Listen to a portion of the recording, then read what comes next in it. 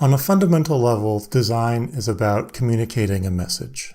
You want people to listen to you and for your message to be heard.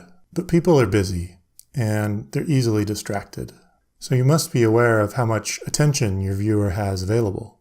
You shouldn't ask them for more time than necessary because A, it's rude, and B, they'll just ignore you if you take up too much of their time anyway. I know all of this is pretty abstract, but I have a framework that should help. I call it the attention rule. On the left side of the scale, you have logos. Logos have to communicate in about a second or less. That's because people see logos when they glance at a billboard, or walk past the coffee shop, or while browsing through a magazine. It has to be quick.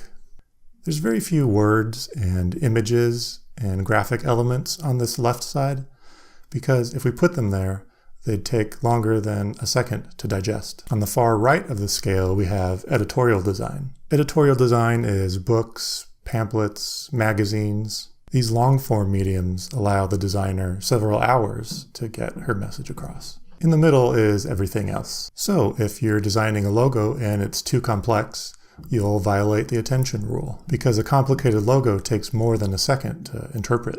And conversely, if you're making, say, a motion graphics piece that's as simple as a logo, you'll still violate the attention rule because you're not fully utilizing the medium. The attention rule is simply using an appropriate amount of time for the medium. I won't tell you exactly how many seconds that is because it varies from project to project.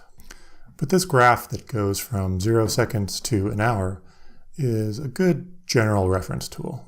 As we go through the work, I'll start on the left with logos and we'll end up at editorial design.